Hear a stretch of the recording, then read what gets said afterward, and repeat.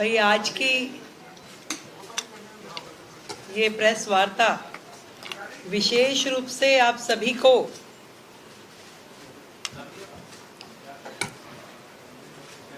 विकसित दिल्ली बजट 2025-26 के निमित्त जानकारी देने के लिए बुलाई गई है।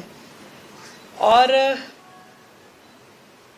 आप सभी जानते हैं कि सरकार बनने के तुरंत बाद से हमारा एक ही ध्येय है कि विकसित दिल्ली के अपने एजेंडा की दिशा में काम करें।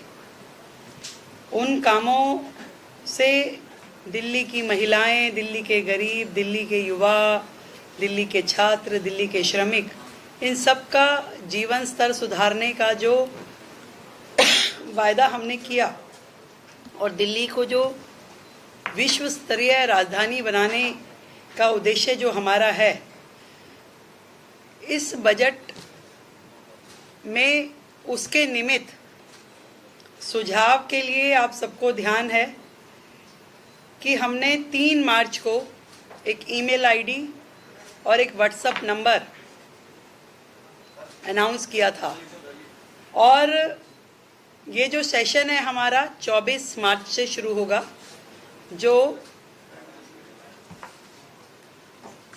28 मार्च तक और हो सकता है उससे भी आगे एक्सटेंड हो चलेगा। मैं आप लोगों को ये जानकारी देना चाहती हूँ कि ईमेल के माध्यम से हमें 3,303 सुझाव प्राप्त हुए और व्हाट्सएप नंबर के जरिए 6,982 सुझाव हमें मिले। तो लगभग 10,000 सुझाव, जिसमें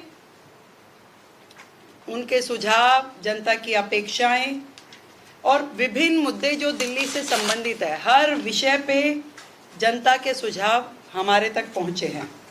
और ये सभी सुझाव विकसित दिल्ली बजट का प्रारूप तैयार करने के लिए बहुत ही काम आए। और इसी तरीके से अलग अलग समूह, महिलाओं से सरकार मिली, शिक्षाविदों से मिले, उसमें प्राइवेट स्कूल के भी लोग थे, उसमें हमारे गवर्नमेंट स्कूल से भी जुड़े हुए सभी शिक्षाविद रहे, इन्फ्लुएंसर से मिले, व्यापारियों से मिले, औद्योगिक जगत के लोगों से मिले, किसानों से, विधायकों से, सांसदों से, निगम पार्षदों से, युवाओं से, झुग्गी के लोगों से, डॉक्टर्स, सीएस, कॉलेज स्टूडेंट्स, हमारे नगर निगम के एम्प्लॉयज़ अलग अलग सेक्टर में जो काम कर रहे हैं, इन सभी वर्गों से मिलकर के हमने जनसंवाद किया। और उस जनसंवाद के माध्यम से उनके सुझाव, उनकी अपेक्षाएं जानी, ताकि ये जो बजट दिल्ली का है, ये सरकार का बजट नहीं, ये दिल्ली की जनता का बजट है। और दिल्ली की जनता के बजट में कोई भी वर्ग हमारी योजनाओं से अछूता ना रहे, इसका ध्यान हमने रखा।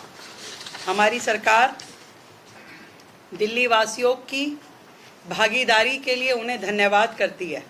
और इतने बड़े पैमाने पे जो उनके सुझाव हमें मिले, उसके लिए शुक्रिया अदा करते हैं। और दिल्ली वासियों का ये बजट, जो जनता का बजट है, एक सकारात्मक परिणाम इस सब से मिलने वाला है। हमने विकसित दिल्ली बजट में दिल्ली वासियों से प्राप्त सुझावों को प्राथमिकता भी दी है और उनकी अपेक्षाओं का ध्यान भी रखा है। और इस सारे बजट में ये ध्यान दिया गया है कि जो साधारण नागरिक है और उसकी ज़रूरतों का हम ध्यान रखें।